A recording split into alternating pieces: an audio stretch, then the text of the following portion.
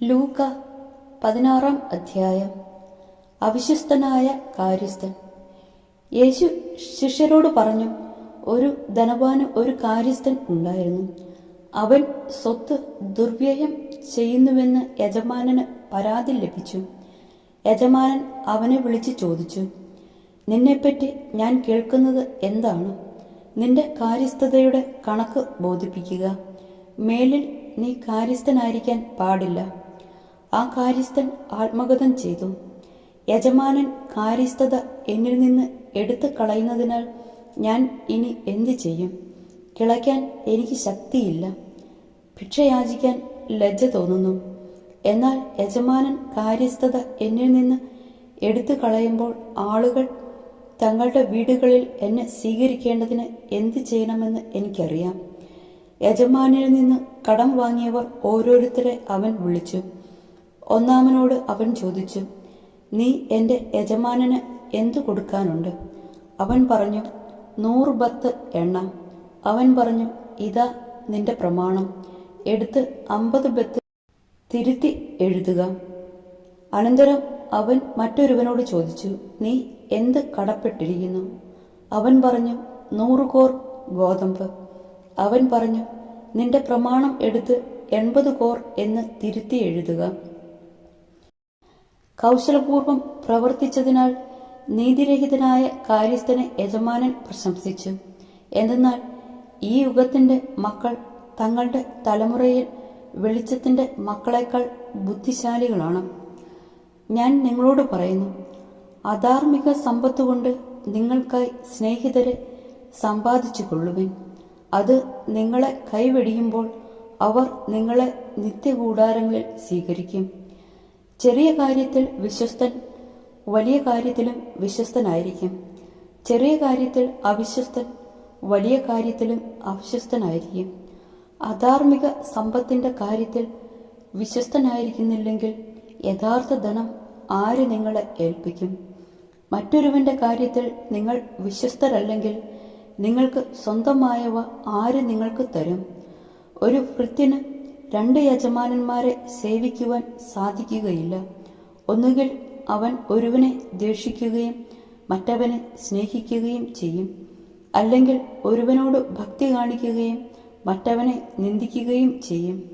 ദൈവത്തെയും ധനത്തെയും ഒന്നിച്ച് സേവിക്കുവാൻ നിങ്ങൾക്ക് കഴിയും. പണക്കൊതിയരായ ഫരിസയർ ഇതെല്ലാം കേട്ടപ്പോൾ അവനെ പുച്ഛിച്ചു. അവൻ അവരോട് പറഞ്ഞു, മനുഷ്യരുടെ മുമ്പിൽ നിങ്ങൾ നിങ്ങളെ തന്നെ നീതീകരിക്കുന്നു, എന്നാൽ ദൈവം നിങ്ങളുടെ ഹൃദയങ്ങളെ അറിയുന്നു. മനുഷ്യർക്ക് ഉത്കൃഷ്ടമായത് ദൈവദൃഷ്ടിയിൽ നികൃഷ്ടമാണ്. നിയമവും പ്രവാചകന്മാരും യോഹന്നാൻ വരെ ആയിരുന്നു. അതിനുശേഷം ദൈവരാജ്യത്തിന്റെ സുവിശേഷം പ്രസംഗിക്കപ്പെടുന്നു. എല്ലാവരും ബലം പ്രയോഗിച്ച് അതിൽ പ്രവേശിക്കുന്നു. നിയമത്തിലെ ഒരു പുള്ളിയെങ്കിലും അസാധുവാകുന്നതിനേക്കാൾ എളുപ്പം ആകാശവും ഭൂമിയും അപ്രത്യക്ഷമാകുന്നതാണ്. ഭാര്യയെ ഉപേക്ഷിച്ച് മറ്റൊരുവളെ വിവാഹം ചെയ്യുന്നവൻ വ്യഭിചാരം ചെയ്യുന്നു. ഭർത്താവ് ഉപേക്ഷിച്ചവളെ വിവാഹം ചെയ്യുന്നവനും വ്യഭിചാരം ചെയ്യുന്നു. ധനവാനും ലാസറും. ഒരു ധനവാൻ ഉണ്ടായിരുന്നു. അവൻ ചമന്ന പട്ടും മൃദുല വസ്ത്രങ്ങളും ധരിക്കുകയും എന്നും സുഭിക്ഷമായി ഭക്ഷിച്ച് ആനന്ദിക്കുകയും ചെയ്തിരുന്നു. അവന്റെ പടിവാതിൽക്കൽ ലാസർ എന്നൊരു ദരിദ്രൻ കിടന്നിരുന്നു. അവന്റെ ശരീരം വ്രണങ്ങൾ കൊണ്ട് നിറഞ്ഞിരുന്നു. ധനവാന്റെ മേശയിൽ നിന്ന് വീണിരുന്നവ കൊണ്ട് വിശപ്പടക്കാൻ അവൻ ആഗ്രഹിച്ചു. നായ്ക്കൾ വന്ന് അവന്റെ വ്രണങ്ങൾ നക്കിയിരുന്നു. ആ ദരിദ്രൻ മരിച്ചു. ദൈവദൂതന്മാർ അവനെ അബ്രാഹത്തിന്റെ മടിയിലേക്ക് സംവഹിച്ചു. ആ ധനികനും മരിച്ച് അടക്കപ്പെട്ടു. അവൻ നരകത്തിൽ പീഡിപ്പിക്കപ്പെടുമ്പോൾ കണ്ണുകൾ ഉയർത്തി നോക്കി. ദൂരെ അബ്രാഹത്തെയും അവന്റെ മടിയിൽ ലാസറിനെയും കണ്ടു. അവൻ വിളിച്ചു പറഞ്ഞു, പിതാവായ അബ്രാഹാമേ, എന്നിൽ കനിയണമേ. തന്റെ വിരൽത്തുമ്പ് വെള്ളത്തിൽ മുക്കി എൻ്റെ നാവ് തണുപ്പിക്കാനായി ലാസറിനെ അയക്കണമേ. ഞാൻ ഈ അഗ്നിജ്വാലയിൽ കിടന്ന് യാതന അനുഭവിക്കുന്നു. അബ്രാഹാം പറഞ്ഞു, മകനെ, നീ ഓർമ്മിക്കുക, നിനക്ക് ജീവിതകാലത്ത് എല്ലാ സുഖസൗകര്യങ്ങളും ലഭിച്ചിരുന്നു, ലാസറിനോ കഷ്ടതകളും. ഇപ്പോൾ അവൻ ഇവിടെ ആനന്ദിക്കുകയും നീ വേദന അനുഭവിക്കുകയും ചെയ്യുന്നു. കൂടാതെ ഞങ്ങൾക്കും നിങ്ങൾക്കും മധ്യേ ഒരു വലിയ ഗർത്തവും സ്ഥാപിക്കപ്പെട്ടിരിക്കുന്നു. ഇവിടെ നിന്ന് നിങ്ങളുടെ അടുത്തേക്കോ അവിടെ നിന്ന് ഞങ്ങളുടെ അടുത്തേക്കോ വരാൻ ആഗ്രഹിക്കുന്നവർക്ക് അത് സാധിക്കുകയില്ല. അപ്പോൾ അവൻ പറഞ്ഞു, പിതാവേ, അങ്ങനെയെങ്കിൽ ലാസറിനെ എൻ്റെ പിതൃഭവനത്തിലേക്ക് അയക്കണമേ എന്ന് ഞാൻ അപേക്ഷിക്കുന്നു. എനിക്ക് 5 സഹോദരന്മാരുണ്ട്.